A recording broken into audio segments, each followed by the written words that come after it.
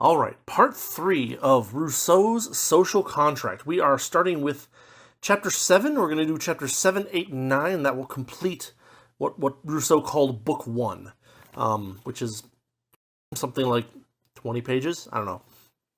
So chapter 7 is titled The Sovereign, and he starts out by noting that citizens or members of the body politic are bound in a double capacity. As a member of the sovereign, they are bound to the individuals, and as individuals, they are bound to the sovereign. It is not, Rousseau emphasizes, an empty binding to oneself. Basically, the social contract is not a New Year's resolution. But seriously, this kind of high-sounding separation of man into separate spiritual parts which separately bind and are bound to or with different abstract concepts is really, it really just seems like a way to confuse and obfuscate what's actually happening here. What's happening, really, is that one group of people is binding another group while professing that these two groups are one and the same. Rousseau goes on to state that there can be no binding of the sovereign by or to itself, since that would be a self-binding, that would be a New Year's resolution, and therefore meaningless. He says, quote, "It is consequently against the nature of the body politic for the sovereign to impose on itself a law which it cannot infringe." So, again, we reach the conclusion that I've been worried about the whole time. There are no limits to the powers of the state in Rousseau's framework. And this power expands and goes beyond what limits are prescribed by any sort of moral philosophy, or the powers that the men who originally joined together might have held when combined. There's no philosophical limit to what the state can and cannot do. Rousseau goes on to say that neither the body politic nor the sovereign can do anything derogatory to the original act. Examples would be to quote, alienate any part of itself or to submit to another sovereign. Now, the former part of this, to alienate any part of itself, is pretty terrifying too. It means that a person's binding to the state is permanent and irrevocable, no matter what the state decides to do, no matter whether that person later decides that the state is not doing things that are helpful to him. Combined with unlimited power, this is not materially different from slavery. The latter part, submitting to another sovereign, we've seen in Locke, right? It's basically Locke's proviso that a state which surrenders itself to a foreign conqueror is actually dissolving itself. It can't hand over its people. Rousseau says that any offense against a member is also an offense against the body. So basically no revolution, no fiery protest, only submission. It's not looking good for Rousseau's system here. Notwithstanding the fact that Rousseau's system seems to be the primary example of how governments operate these days in the first place, that's not a particularly nice thing to think about. So let's move on. Rousseau says, quote, "The sovereign, being formed wholly of the individuals who compose it, neither has nor can have any interest contrary to theirs, and consequently the sovereign power need give no guarantee to its subjects because it is impossible for the body to wish to hurt all its members." To me, this sounds mostly like pseudo-philosophical nonsense.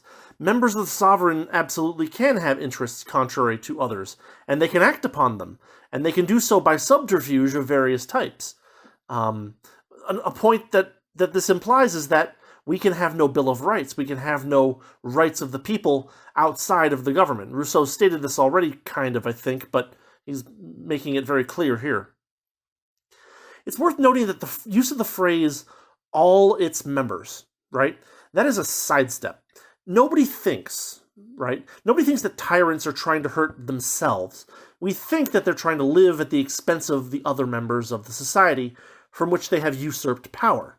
To deny that this is a possibility is, I think, another massive failing of Rousseau's observations or philosophizing, or whatever you want to call it.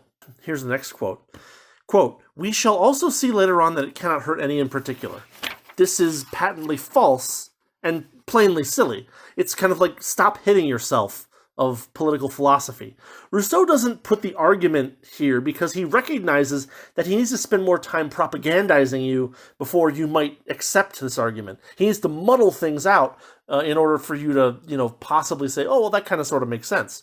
Obviously, the government can do things that harm its members. That would be what, death camps are. To pretend that they're not has terrifying implications that probably are not worth going through right here. The next quote: "The sovereign, merely by virtue of what it is always what it should be." Again, this is bad philosophy. It's reductive. It's dangerous, especially as concerns moral philosophy. One of the reasons. Let's back up for a second. Let's bird's eye view this for a second. One of the reasons why mankind has looked for and frequently praised self-consistent moral philosophy is precisely because it helps to prevent bad people from convincing simple and or lazy people that they have a natural right to dominate them. One of the goals of self-consistent moral philosophy as a thing is to kind of provide a framework. And what the purpose of that framework is to do is to explain how people who violate that system are effectively bringing punishment upon themselves. Tying morality to some specific state body not only eliminates any kind of chance for a person to successfully beg for mercy from a tyrannical state, but it also pits states against each other in a holy war. Each state must promote and enforce a different form of morality that it has chosen, on interactions between its citizens and between foreigners as well. You have these absolute, because it's the state, because it has unlimited power in Rousseau's framework, you basically have this absolute moral commandment, and there's no reason for these to be same from government between state A and state B, and therefore these are always going to be constant reasons for states to fight with each other.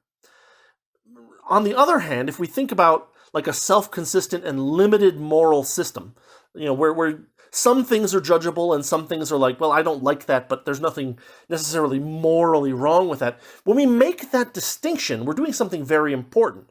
We're allowing two different groups of people with different opinions to live near each other without every little difference in their culture being turned into a reason for war, a casus belli. Rousseau goes on to say that individuals may have wills dissenting from the general will. This is a threat to the body politic, and, quote, "Whoever refuses to obey the general will shall be compelled to do so by the whole body. This means nothing less than that he will be forced to be free," end quote. "This condition," he continues, paraphrasing, "secures citizens against all personal dependence." Quote, "This alone legitimizes civil undertakings which without it would be absurd, tyrannical, and liable to the most frightful abuses," end quote. This is distressingly circular. Individuals may not dissent from the general will because it might result in the dissolution of the state, which is assumed to be correct because its general will is the moral force to which all of its citizens consent. It's not a particularly good look for a government to, say that if you disagree with the general will, which can only be determined by and implemented by people. There is no thing to say this is what the general will is. There is no reason why it is permanently true that a bare majority is able to exercise whatever power it wants against a bare minority. These are very dangerous things for a government to do because they basically result in what Locke observed at the very end of his second treatise. It causes people to believe that the state is at war against them, and there's nothing that the state can do to prevent them from having that belief, except for propagandizing them, chaining them down, making them completely hopeless. And when we follow those incentives through to their conclusion, a Rousseauian system ends up with people that are, chained down, dependent, and hopeless. Not a particularly great result. We next move on to Chapter 8, which is titled The Civil State. Rousseau begins by noting that the passage from the state of nature to civil state converts instinct to justice and provides a moral force to actions. He's unnecessarily combining the force behind justice with justice itself. Rousseau continues by noting that in the civil state, man deprives himself of natural liberty and an unlimited right to whatever property he can conquer and hold.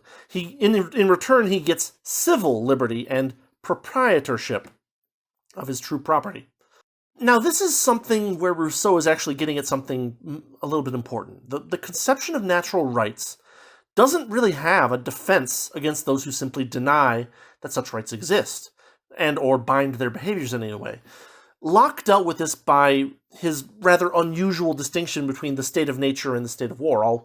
In the notes, I'll put some links to some of the sections of the Locke analysis where I talked about this.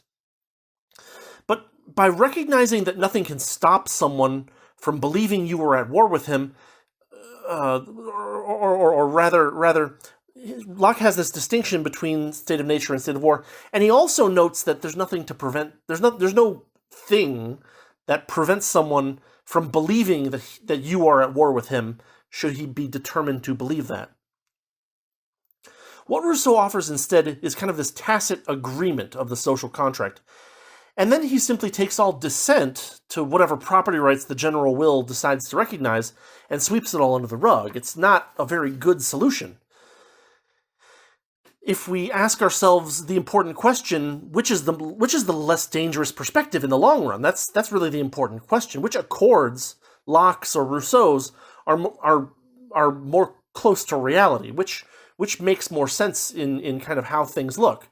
And which is the kind of system that you would actually like to live under? I mean, for me, the unlimited and constant and permanency of a Rousseauian social contract is already disqualifying. The fact is that governments will change what they do over a period of time that is short compared to a generation. And, it might be that the government that I grew up with when I was 20 is very different from the government that I face at 40. And if that government is, systematically harming me, my descendants, whatever, then there needs to be some kind of relief valve other than curtains. And Rousseau does not provide one. Locke does. And Locke's relief valve is not great, but if we go even further in the voluntarist direction, we get something even better, which would be secession. Rousseau goes on to observe that natural liberty is bounded only by the strength of the individual, whereas civil liberty is limited by the general will. The problem is that civil liberty may be limited far beyond what is strictly necessary to enforce justice and property rights. Remember, every time Locke talked about what government can do, he always fell back and said, the government can do things for these particular purposes and not much more. It really shouldn't, right? Rousseau is basically getting rid of that, it shouldn't do much more, and saying it can do whatever it wants. Quote, we might, over and above all this, add to what man acquires in the civil state, moral liberty, which alone makes him truly master of himself. For the mere impulse of appetite is slavery, while obedience to a law which we prescribe to ourselves is liberty. End quote. He also notes that the philosophical meaning of the word liberty does not now concern us, which is a bizarre phrase to put here. This is more pseudo-philosophical gibberish. Now we find in Rousseau's system that obeying New Year's resolutions is liberty. We note very distinctly here that Rousseau was unable to avoid the use of the phrase, we prescribe to ourselves. He did not avoid using that, even though in just the previous chapter he said that all such prescriptions are void. And then he goes on to say that being hungry is slavery somehow. Being in nature alone is not slavery. It's not the best situation, but it's not slavery. To take something that is just the way that the world is and confuse it with something that involves an aggressive act by another person is a trick that is basically trying to get you to see these two things as equivalent so that you are more open to really bad ideas later on. See communism.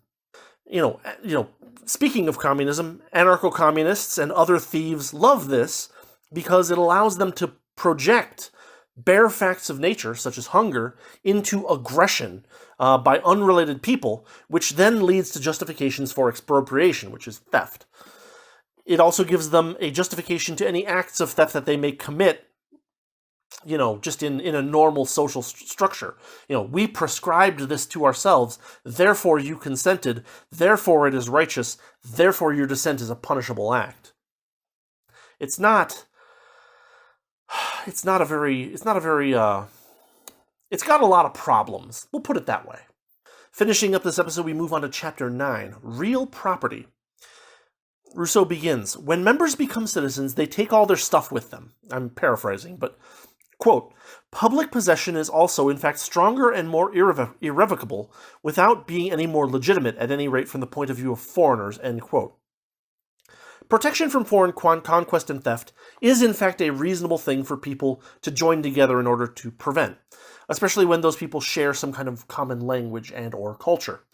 However, Rousseau is guilty once again of showing kind of the nicest possible interpretation of what his system allows for. We take the candy-coated version of what Rousseau does, of what Rousseau's system can produce, and we show that off when all the other examples are way, way, way, way worse. He ignores the very real totalitarian undertones of his system that I've already described. There is no limit to the power of the state. All dissent is punishable, that kind of stuff. Quote, the state, in relation to its members, is master of all their goods by the social contract, which, within the state, is the basis of all rights, end quote. The state owns all. The state is the basis of all rights. This is, again, not a very good position. Not a position that is enviable, not one that you want to be under. Now Rousseau moves on to something a little interesting here. He talks about the right of first occupier, and says that it's more real than the right of the strongest, but, quote, becomes a real right only when the right of property has already been established. Again, end quote. He's again kind of looking at how Locke does property rights, and he's kind of pantomiming this. Rousseau has to recognize somehow that something like Lockean homesteading is valid, as he will describe in a moment. But he has to square that with his totalitarian system. It's not a great fit. Quote, every man has naturally a right to everything he needs, end quote. No, right? This is Kropotkin 101. I will put a link in the notes to my Kropotkin critique of The Conquest of Bread. Rousseau continues, the right of the occupier, quote, claims the respect of every man in civil society, end quote, except for those actually exercising power should he become inconvenient. The malleability and the nebulousness of the general will is, again, something that is very much worth noting. Moving on, Rousseau outlines the conditions for first occupier rights. There are three of them. Number 1, uninhabited land. Number 2, only occupy the amount needed for subsistence. And number 3, labor and cultivation related to that land. This is basically Lockean homesteading. But what if the general will decides to change these conditions? I mean, the general will can do whatever it wants. So for Rousseau to put down these conditions as if they're written in stone makes no sense. He's already said the general will can do whatever the hell it wants. So why do we care about what Rousseau thinks about homesteading? This is why Locke attempted to handle property rights relatively early on and before he even started to describe any sort of statist system. The existence of the state's ability to confiscate and redistribute land and other resources, which definitely exists in Rousseau's system, makes these conditions that Rousseau is putting down ring very hollow. There's no reason why we should expect a Rousseauian state to follow and require these first occupier rights. There's going to be, by iron law of oligarchy, some group that's going to handle making these rules for their own benefit, basically. I note that Rousseau goes on to talk about how it is nonsensical for people to make these sweeping claims of ownership on behalf of kings. Here, he's kind of correct. This is why Locke had to talk about homesteading, right? The king of Spain did not homestead any land in North America. His agents homesteaded a small amount, but that small amount does not confer ownership of the entire continent. The other natives didn't homestead all the land either. They may have had some dwellings and stuff like that, but they hadn't put any reasonable Lockean claim on everything. There was still plenty of land to homestead, but the homesteading is what counts, and not some guy saying, I claim this land in the name of Spain. Rousseau goes on, quote, the peculiar fact about this alienation of property into the state, editor's note, is that in taking over the goods of individuals, the community, so far from despoiling them, only assures them legitimate position and changes usurpation into a true right and enjoyment into proprietorship, end quote. Rousseau's attribution of rights to the state requires this to be the case. However, it is worth noting again that the state in Rousseau's conception can choose at any time to despoil these rights, should it ever appear to be convenient. Or even, if there's just a grudge between someone who's wielding the general will and someone who isn't wielding the general will.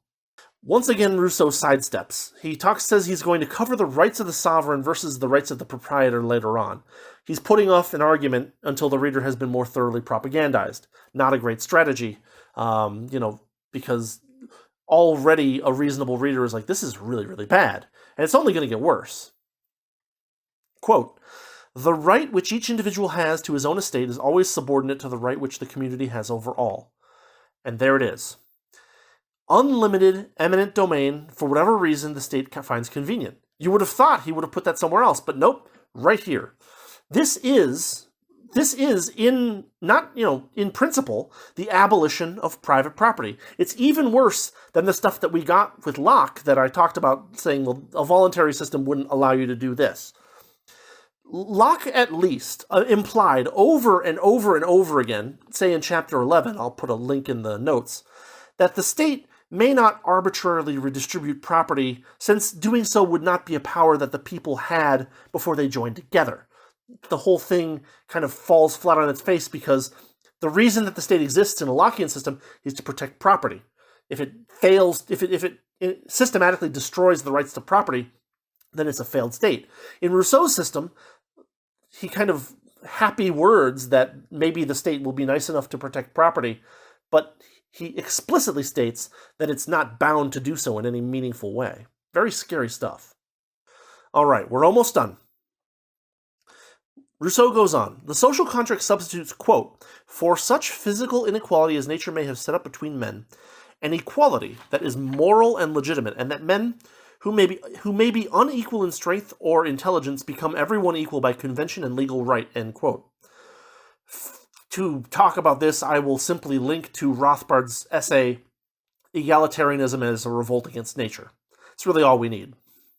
The final point that I think is important to note in this chapter is this. It's actually in a footnote number 1. Quote, "Under bad governments, this equality is only apparent and illusory. It serves only to keep the pauper in his poverty and the rich man in the position he has usurped." Ellipsis. "Laws are always of use to those who possess and harmful to those who have nothing." Ellipsis. "The social state is advantageous to men only when all have something and none too much." End quote. Rousseau here, maybe inadvertently, maybe carelessly, has just admitted to the possibility of bad government, which is impossible under his system, right? His state is the moral force. It can't ever be bad. He states that laws are always of use to the rich, which is observably not true in both reality and clearly false according to his system. In fact, if enough people who are not rich get together, they can expropriate the rich. That's what the general will does. His words, "all have something," is hilariously vague, and "none too much" is terrifyingly ominous. All in all, this has been a pretty terrifying look into what our governments have tried their best to become. A completely unaccountable bureaucratic state. That's what the general will really is, right? It's the will of a bunch of unelected, nameless bureaucrats who don't change when the actual leaders in the government change, and because they don't change, neither do their agendas. A Lockean system would oppose this kind of stuff. It would allow people to say, hey, the government is doing things that it's not supposed to be doing. Rousseau's system allows no such cooling off method or relief valve. And for that reason alone, we observe that in reality, a Rousseauian state is going to be necessarily more dangerous and more prone to repeated, violent overthrows than a Lockean state might be, and a Lockean state more violent than a voluntary state. Remember, the point that Locke makes at the very end of the second treatise is that if somebody decides that you are at war with him and that he's going to go to war with you, there's nothing you can do to prevent that. The only thing that you can do to prevent that is to try and be fair, try and respect the rights that you both have agreed to with each other and with the rest of humanity. And insofar as you fail to do that, you run the risk that some guy is going to, with a reason that he kind of feels is rational, decide that you're his mortal enemy. Now, of course, there's always going to be a couple of crazy people here and there, and they're going to decide that randos are at war with them. There's nothing we can do about that. That's part of just human nature. But, for rational people who, generally speaking, want to live in peace and not risk their lives over random things, the more fair and the more voluntary things are, inevitably, the less violent they'll be in the long run. And we're seeing the exact opposite end of this in Rousseau's Social Contract. Anyway, next time we'll be doing part of Book 2. We'll see how far I get into that for next week. But until then, have a good week. Possibly have a good weekend. I'm not sure if I'll have anything on Friday. But anyway, have a good one. If you like this channel, if you like what I'm doing, and you want to help out, you know what to do. Links in the description, as usual, notes and all that good stuff, and I will see you next time. Have a good week.